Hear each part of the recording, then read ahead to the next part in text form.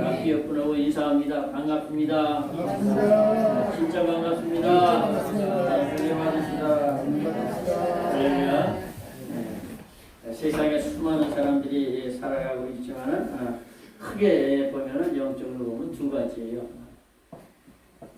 많은 사람들이 살고 있지만 하나님의 백성이냐 마귀에 속해 있는 사람이냐 의의 종이 되어서 하나님의 영광을 위해서 살아가느냐 아니면 지악의 종이 되어서 고슴도치 오이 걸머지고 다니듯이 맨날 지악 가운데 살아가는 사람이냐 그래서 이 빛의 자녀냐 어둠의 자녀냐 이렇게 갈라지는 것이죠.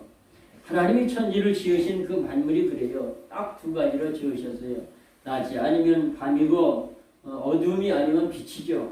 남자가 아니면 여자이죠. 근데 여자도 아니고 남자도 아니면 참 그 사람의 생애가 얼마나 불행하고 힘들겠어요.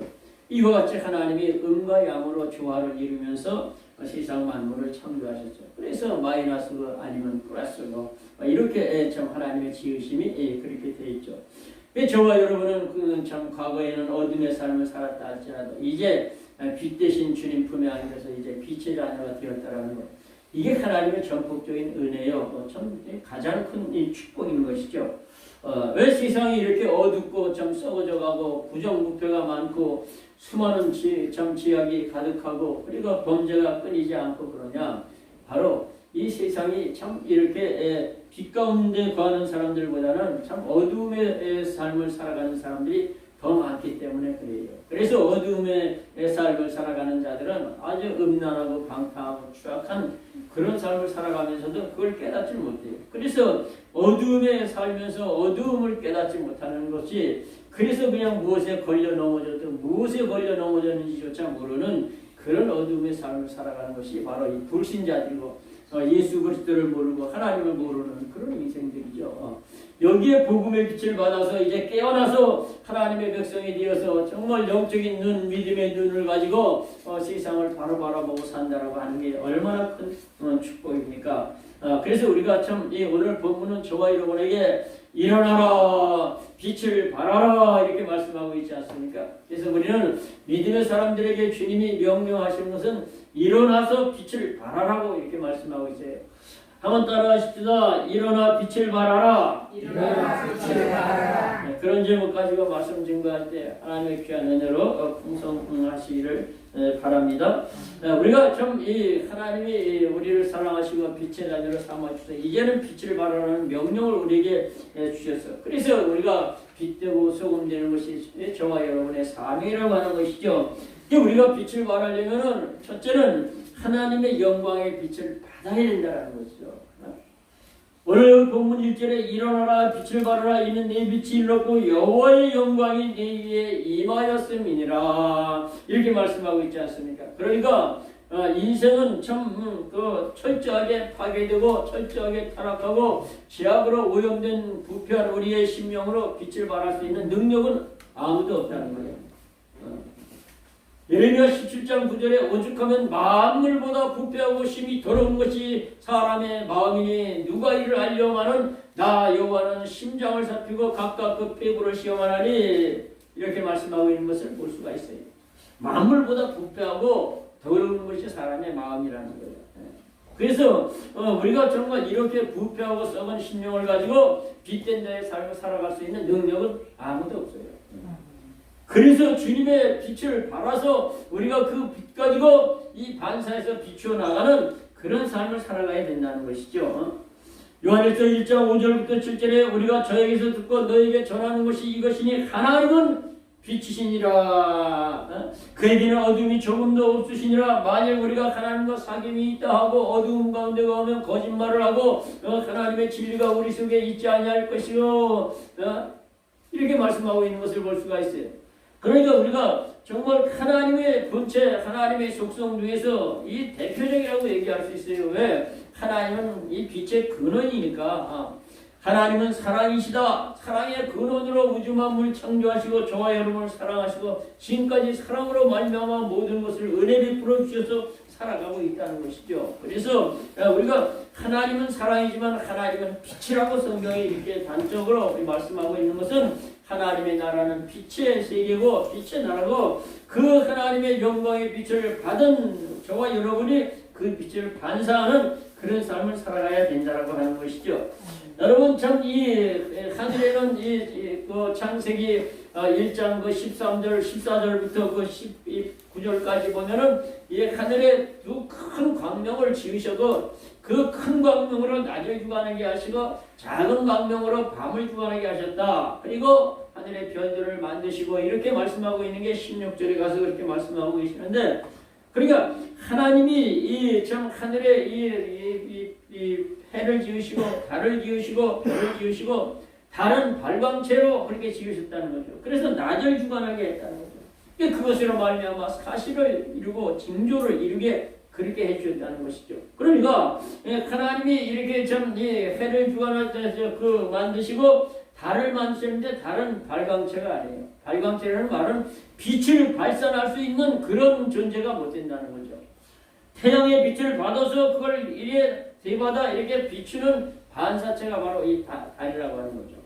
그래서 햇빛은 눈을 똑바로 뜨고 쳐다볼 수 없을 정도로 아주 밝고 환하지만 달은 그렇지 않죠. 은은하게 그저 어두운 밤에 이렇게 비추고 있을 정도죠.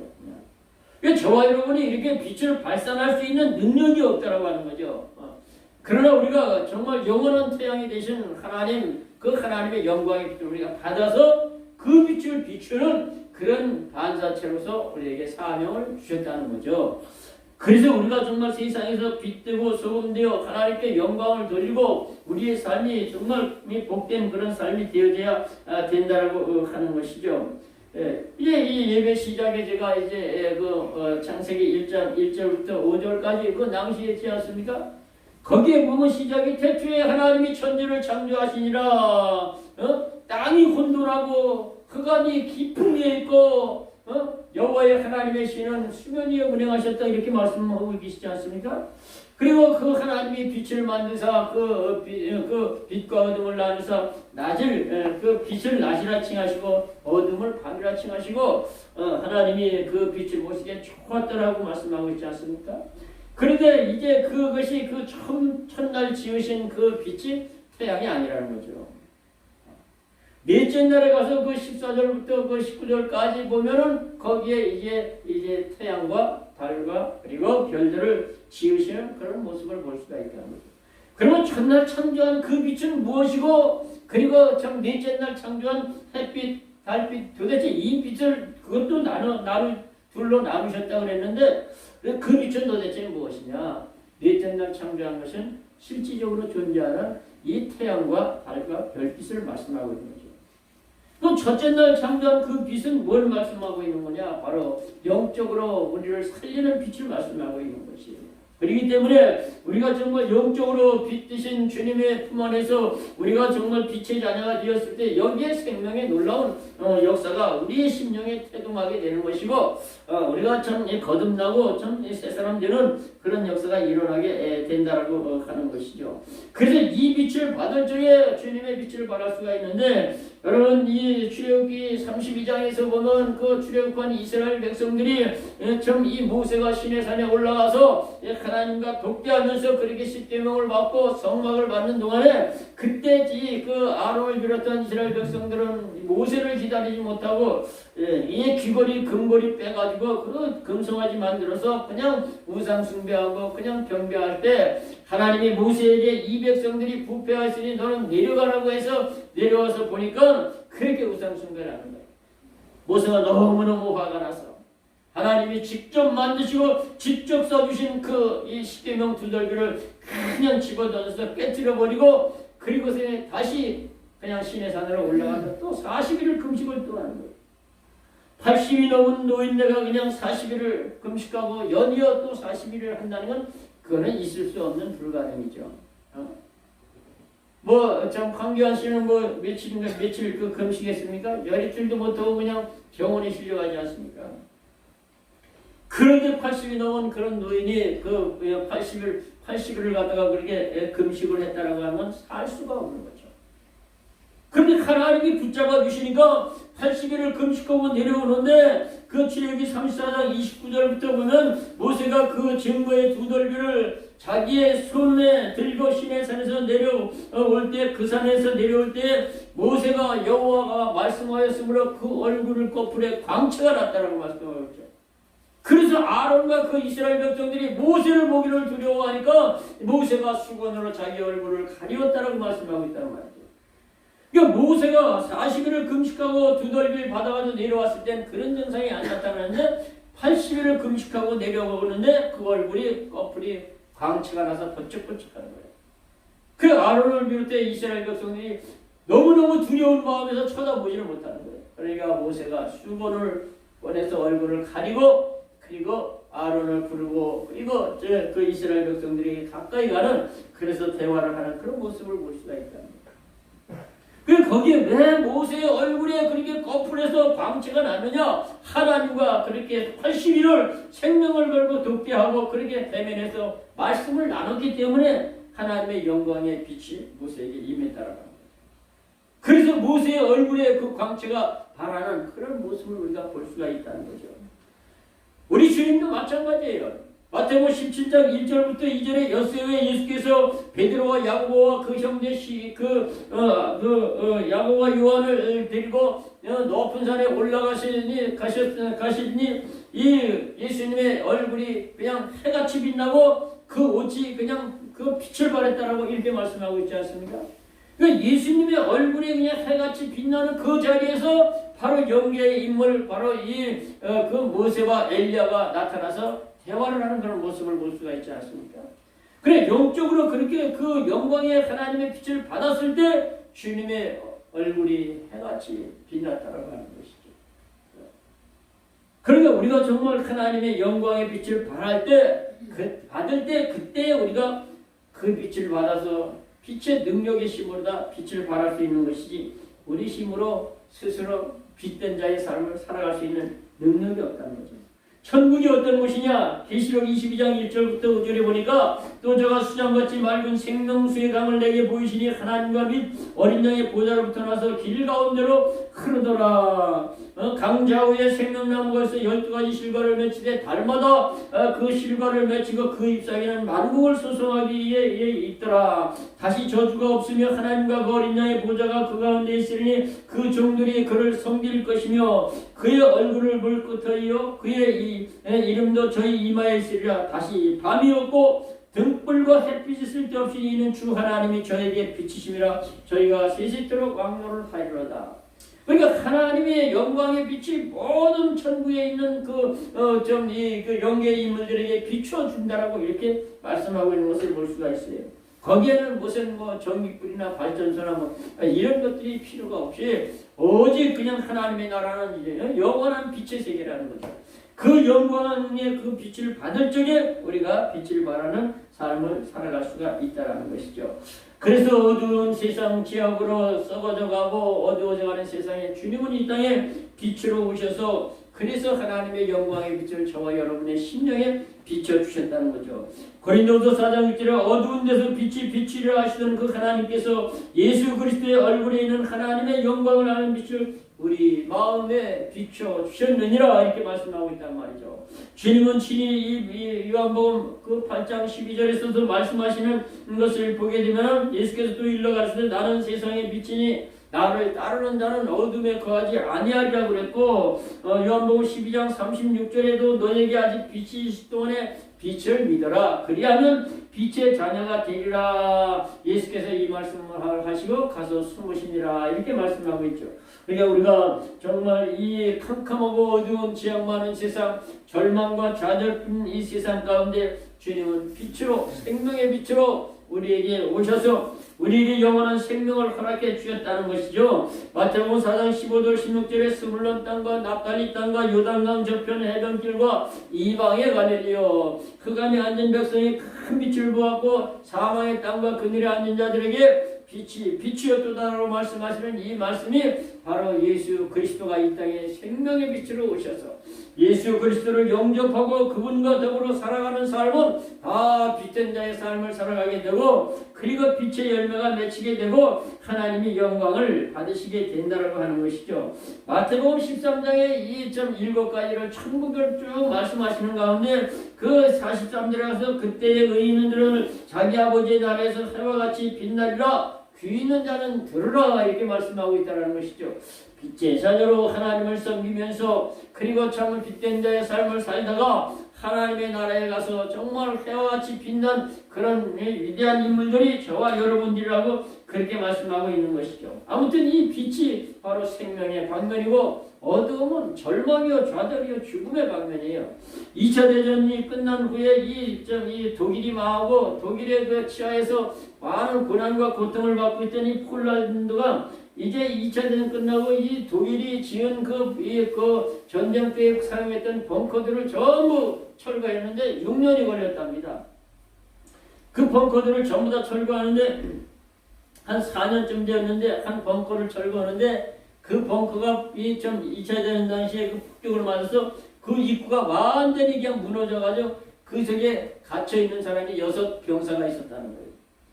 그 안에 갇혀있는 건 모르고 그냥 그걸 전부 다 그냥 콘크리트 같은 걸 전부 다 치워내는데 거기 보니까 2 사람이 완전히 그냥 그 죽음 직전에 있는 2 사람이 살아있고 그 옆에 보니까 이제 해골이 완전히 거의 다 된 시체가 4시 있더랍니다. 그래서 좀 그걸 보니까 그 안에는 무너져서 입구는 그렇게 그냥 거대한 콘크리트로 막혀 있었지만 이 공기가 통할 수 있는 그런 구멍은 충분히 그냥 그 환풍구는 되게 돼 있더라는 거예요. 그리고 그 전쟁통에 그냥 전쟁을 준비하느라고 그 방가 속에 몇 년을 먹을 수 있는 그런 그 양식을 가득해서 준비를 해놔가지고 그걸 먹고서는 견디고 있었는데 이 2 사람이 먼저 죽었는데 몇 달 지나니까 그냥 그 캄캄함 속에서 빛이 들어오지 않으니까 답답하고 견딜 수 없고 그래서 총으로 다 머리를 쏴서 2 사람이 먼저 자살을 했다는 거예요. 그래서 머리통을 보니까 총알이 관통한 그 해골이 그렇게 있더라는 거예요. 그리고 2 사람은 그냥 시름시름 그렇게 힘을 잃고 그러다가 죽어버리고 2 사람이 4년 동안을 그냥 버티고 있는데 완전히 초죽음까지 그렇게 됐더라는 거예요. 그래서 그 2 사람을 끌어냈는데 한 사람은 갑자기 그냥 이 빛을 나오고 빛을 보니까 그냥 심장이 멎어가지고 한 사람은 죽고 한 사람은 그냥 호데기 같은 걸로 눈을 가리고 뒤집어 쌓아가지고 가서 겨우 이렇게 살려낸 그런 사건이 있다라고 하는 것이죠. 빛이 없는 곳에는 생명체가 존재할 수가 없는 거예요. 우리가 태양 에너지를 받아서 지구의 모든 생명체가 존재하고 살아가는 것처럼 우리가 영적으로 살아서 하나님의 백성되고 하나님의 나라의 주인공이 되는 것은 빛 대신 주님을 저와 여러분의 마음속에 영접해야 된다는 거죠. 그래서 그 주님이 우리의 심령에 생명의 핵이 되어서 볼지어다 내가 문 밖에서 문을 두드리니 누구든지 내 음성을 듣고 문을 열면 나는 그에게로 들어가서 그로 더불어 먹고 그는 나로 더불어 먹으라고 말씀하신 대로 주님과 더불어 먹고 마시면서 주님과 혼연일체된 그런 삶을 살아가는 성도 이 사람들이 바로 빛의 자녀라고 하는 것이죠. 그러니까 이게 얼마나 놀라운 그 축복의 말씀인지 알 수가 없다라고 하는 것이죠. 그래서 우리가 하나님의 영광의 빛을 받기 위해서 날마다 하나님 앞에 기도하면서 주님과 가까이 하는 그런 삶이 되어야 된다는 거예요. 모세가 그랬고 우리 주님이 그랬고 주님과 늘 독대하고 함께하는 생활 속에서 얼굴이 해같이 빛나고 그 얼굴 거풀이 광채가 났던 것처럼 주님과 밀접한 생활을 하면 그렇게 됩니다. 여러분 저기 양재동의 꽃 시장에 한번 가보세요. 거기 들어가면 얼마나 꽃향기가 좋은지 몰라. 기분이 조금 거시기에다가도 거기만 들어가면 기분이 얼마나 좋은지 몰라. 향기가 가득 차 있어요. 거기서 나오는 향기가 몸에 배죠. 여러분 그렇게 그 참기름 들기름 짜는 기름찜 하는 사람은 기름이 그 고소한 냄새가 몸에 배는 거예요. 요즘은 그런 일이 없지만 전에는 인분 푸는 그런 분들이 계셨잖아요. 그냥 그 인분 푸는 사람은 하루 종일 그냥 그 인분만 푸다 보면은요, 저녁에 들어와서 목욕을 아무리 해도 그 냄새가 배인답니다, 몸에. 주님과 하나 되어서 정말 의의 태양 되신 주님과 함께하는 삶 속에서 어디를 가나 그 사람이 하나님의 자녀임을 갖다가 나타내지는 빛된 자의 삶을 살아갈 수가 있는 것이지, 만물보다 부패한 인생들의 이 썩어진 마음 가지고 생각하고 계획하는 모든 것들이 악하고 추하고 육신적인 것뿐인데 그런 그 심령 가지고 빛을 발할 수는 없어요. 그래서 기독교의 복음 중에 복음이 거듭나야 된다. 거듭나야 된다. 그래야 하나님의 나라에 들어갈 수 있다는 걸 그렇게 강하게 말씀하고 있지 않습니까? 두 번째는 세상의 어두움 중에서 빛을 발하자는 거죠. 오늘 그 본문 2절에 보세요. 보라 어두움이 땅을 덮을 것이며 캄캄함이 만민을 가리우려니와 오직 여호와께서 내 위에 임하실 것이며 그 영광이 내 위에 나타나리니 이렇게 말씀하고 있지 않습니까? 세상이 어둡잖아요. 어둠의 족속들이 그렇게 얼마나 많이 있습니까? 더더군다나 이 세상의 이 어둠의 주관자라고 그 에베소 6장 그 10절에 말씀하고 있지 않습니까? 정말로 형제들아 이렇게 말씀을 하시면서 너희가 하나님의 모든 그 전신갑주를 입어라 그러면서 우리의 씨름은 혈과 육에 대한 것이 아니요 정사와 권세와 이 세상의 어두움의 주관자들과 이렇게 표현하고 있다는 거죠. 그래서 이 세상에 궁극적으로는 하나님께서 역사하시고 주관하시지만 주님이 하나님이 이 나라가 완전히 그냥 지구상에 하나님의 나라가 임하기 전에는 마귀가 그 사단의 역사가 어두움으로 그렇게 역사를 한다라고 하는 것이죠. 그래서 어두운 세상에 저와 여러분을 갖다가 마태복음 5장 13절 16절에 너희는 세상의 소금이니 소금이 만일 그 맛을 잃으면 무엇으로 짜게 하리요 후에는 아무 쓸데없고 다만 벗겨버리요 그 버릴 뿐이라고 말씀하시면서 너희는 세상의 빛이라 산 위에 있는 동네가 숨기지 못하려니 사람이 등불을 켜가지고 말 안에 두지 않냐고 등경 위에 두라니 이러므로 집안 모든 사람들에게 비추니라. 이와 같이 너희 빛을 모든 사람에게 비추하여 사람들로 너희의 모든 착한 행실을 보고 하늘에 계신 너희 아버지께 영광을 돌리게 하라 이렇게 말씀하고 있죠. 그러니까 우리의 이 빛된 자의 삶의 모습은 뭐냐? 착한 행실이라고 말씀하고 있어요. 착한 행실을 가지고 그리고 정말 이 하나님의 영광의 빛을 드러낼 적에 하나님이 우리의 삶을 통해서 영광을 받아주신다라고 하는 것이죠. 그래서 우리는 믿음의 선한 싸움을 싸워라. 믿음의 선한 싸움을 싸워라. 성경은 여러 군데 그렇게 말씀하고 있는데 그러면 우리가 정말 이 빛의 자녀이기 때문에 어둠의 자녀에게 물러가라 어둠아 물러가라 그런 건 아니죠. 여러분 정말 이 물과 불이 그냥 처절하게 싸운다고 한번 생각을 해보세요. 물과 불이 싸우면은요, 불은 물을 끼얹으면 불이 꺼지게 되어 있는 거예요. 그렇지만 웬만한 물은 불이 너무너무 뜨거우면 그 불을 또 말려버리고 다 태워버린단 말이죠. 너무 센 불을. 그럼 이 창과 칼이, 이 창과 이 방패가 싸운다고 생각해 보세요.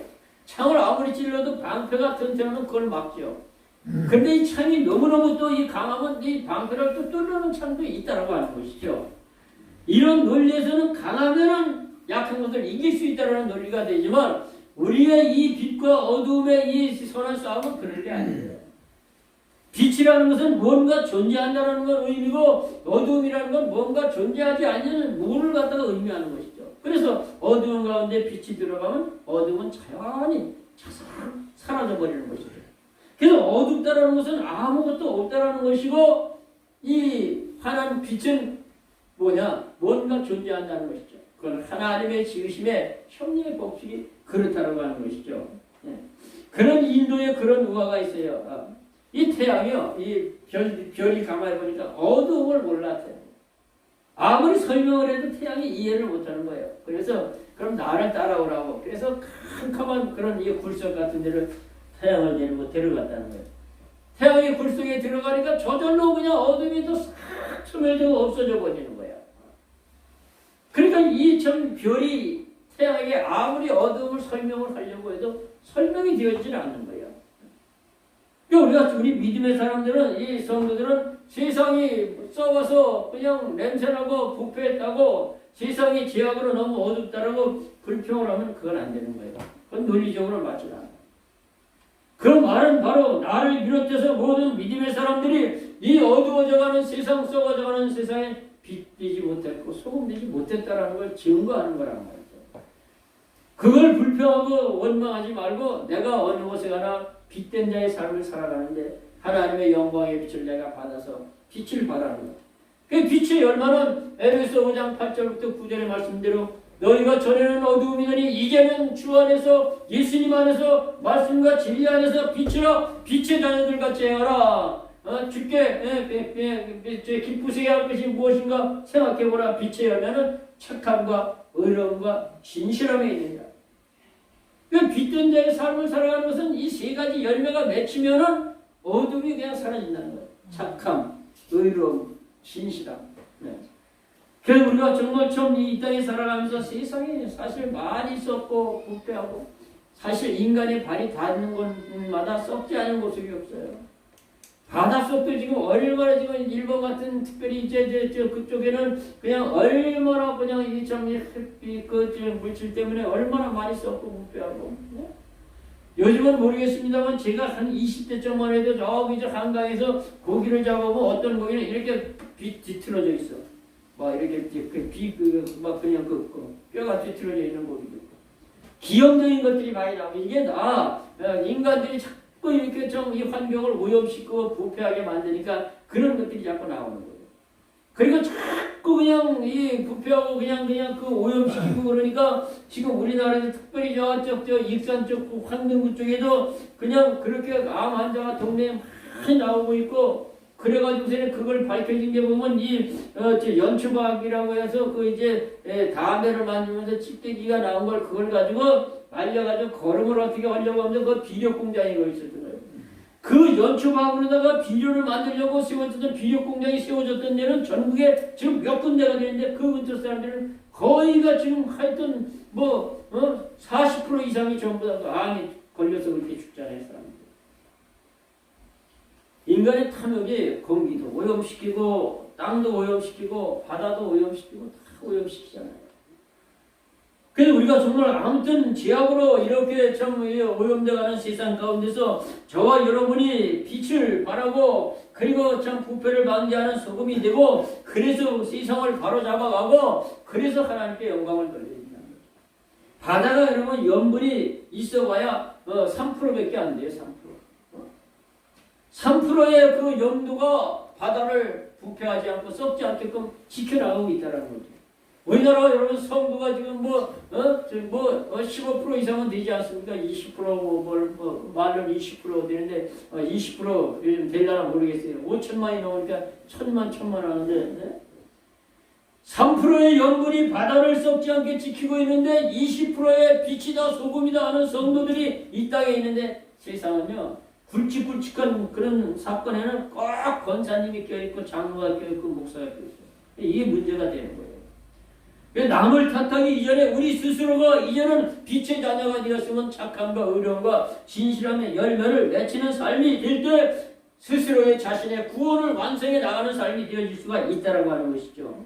데살로니가서 5장 1절부터 8절에 형제들아 때와 시기에 관하여는 너희에게 쓸 게 없으니 주의 날이 도적같이 이를 줄을 너희 자신이 자세히 알미라. 저희가 평안하다 안전하다 할 그때 잉태된 여자에게 해산 고통이 이루는 같이 멸망이 오려니 저에게 이 말이 저희가 폈다고 피하지 못하리라. 형제들아 너희는 어둠에 거하지 아니하며 그 날이 도적같이 너희가 임하지 못하리니 너희는 나 빛의 아들이요 그 낮의 아들이라. 그러나 우리는 다른 이들과 같이 자지 말지니 자는 자들은 밤에 자고 취하는 자들은 밤에 취하되 오직 너희는 믿음과 사랑의 흉배를 붙이고 구원의 소망에 투구를 쓰자 이렇게 말씀하시면서 주님이 이 땅에 오실 때요 도적같이 오신대요. 대부분 요즘 낮에 도둑질하는 사람도 있습니다만 대부분 도둑질은 밤에 하는 거예요. 캄캄하고 어두워서 다 깊이 잠들어 있을 때 죄악으로 영적으로 잠들어 있을 때 그럴 때 주님이 오신다고 그렇게 마태복음 24장에도 그렇게 말씀하고 있고 도적같이 오신답니다. 그래서 우리에게 깨어있으라는 거예요. 그래서 우리가 우리의 구원의 완성을 이루는 것이 궁극적으로 신앙생활의 목적인데 우리가 구원의 완성을 이루는 것도 빛의 자녀의 삶을 살아야 된다고 하는 것이죠. 로마서 13장 11절부터 14절에 또한 너희가 이 시기를 알거니와 자다가 깰 때가 벌써 되었으니 이는 우리의 구원이 처음 믿을 때보다 가까웠습니다. 밤이 깊고 낮이 가까웠으니 그러므로 너희가 어두움의 일을 벗고 빛을 갑옷을 입자 낮에와 같이 단정히 행하고 음란과 호색하지 말고 시기와 쟁투하지 말고 오직 예수 그리스도로 옷 입고 육신의 정욕을 위하여 육신의 일을 통하지 말아라 이렇게 말씀하고 있지 않습니까? 우리 믿음 생활이 이렇게 좀 이 연륜을 따라서 오래된 그것도 그렇지만 우리가 세월 살아가면서 죽음이라는 종착역을 향해서 인생이라는 열차를 타고 가는 거예요. 그러니까 우리가 정말 이 땅의 삶이 마무리되어 갈 날이 하루 지나면 그만큼 자꾸 가까워져 가는 거예요. 그 주님 앞에 서야 될 텐데 우리의 구원의 완성을 이룰 날이 가까워질수록 우리는 빛된 자의 삶을 살으라고 그렇게 말씀하고 있는 것이죠. 그래서 우리는 이제는 빛, 어둠, 그 마귀의 사슬에서 이제는 자유하게 주님께서 우리를 해방시켜 주셨으니 이제는 하나님의 자녀가 되어서 빛의 자녀가 되어서 천국의 백성으로서 어디 가나 그리스도의 향기를 비치는 그런 삶을 살아갈 수가 있어야 된다고 하는 것이죠. 빌보도 2장 14절부터 모든 일을 원망과 시비가 없이 하라. 이는 너희가 흠이 없고 순전하여 어그러지고 거스르는 세대 가운데서 하나님의 그 마음 흠 없는 자녀로 저희들의 앞에 빛으로 나타나고 어그러지고 거스르고 타락하는 세상 가운데서 빛의 자녀로 저들 가운데 나타나고 이렇게 말씀하고 있다는 거죠. 그래서 우리가 어느 곳에 가나 하나님의 사람으로 그렇게 살아가는 그런 삶이 정말 우리의 구원의 완성을 이루는 삶이죠. 여러분 겨울이 되고 그러면 이제 화초가 좀 관리가 힘들어요. 그래서 저는 화분을 좋아하는 사람인데 겨울 되면 걱정이야.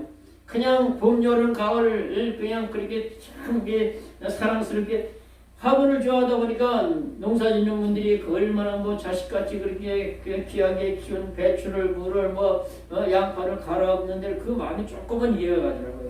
그 식물도 자꾸 가까이 오면서 이렇게 관심을 가져보면 정이 드는 거예요. 그냥.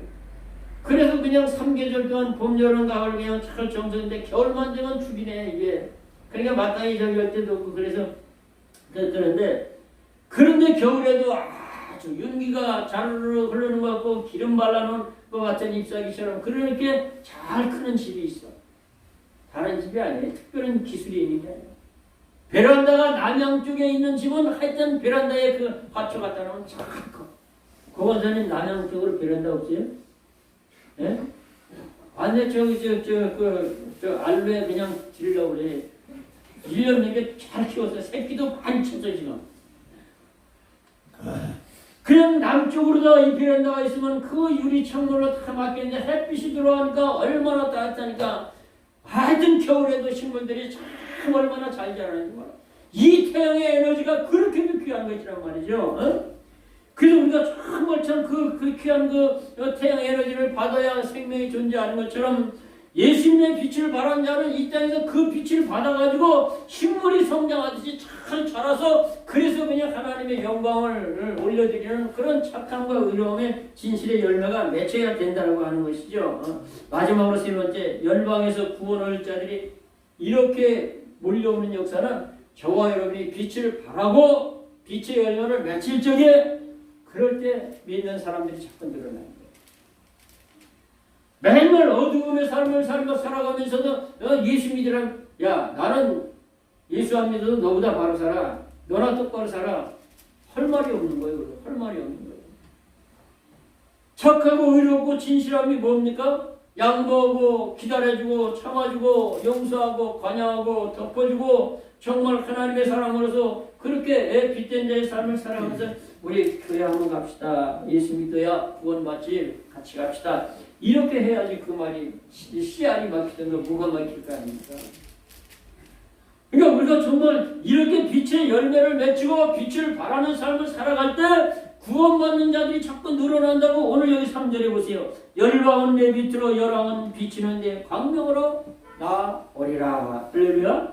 네. 그러니까 이게 참 하나님의 사랑, 하나님의 은혜, 하나님의 영광의 빛을 발하실 때 그럴 때 거기에 구원받는 영혼들이 그때 교회로 몰려오고 하나님께로 돌아오는 귀한 역사가 있게 된다는 것이죠.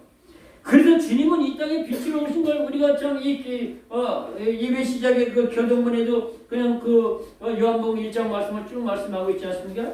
그 4절부터 그 안에 생명이 있으니 생명은 사람들의 빛이라 빛이 어두움에 빛이 돼 사람들이 깨닫지 못하더라. 하나님께로부터 보내심을 받은 자가 났으니 이름은 요한이라. 빛에 대하여 증거하고 자기로 인하여 많은 사람을 믿게 하려 함이라. 저는 빛이 아니하여 이 빛에 대하여 증거하러 온 자라. 참빛 곧 하나님께로부터 와서 각 사람에게 비치는 빛이 있었나니 이 세상에 그로 말미암아 지은 바 되었으되 지은 바 되었고 자기 땅에 오매 자기 백성들이 영접지 아니하였으나 영접하는 자 곧 그 이름을 믿는 자들에게 하나님의 자녀가 되는 권세를 주셨으니 이는 혈통으로나 육종으로나 사람의 뜻으로 하지 아니하고 하나님께로 난 자들이니라.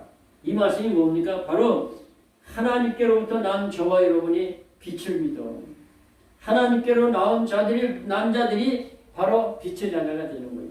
이게 바로 두 번째 중생의 거듭남의 역사를 말씀하고 있는 거예요.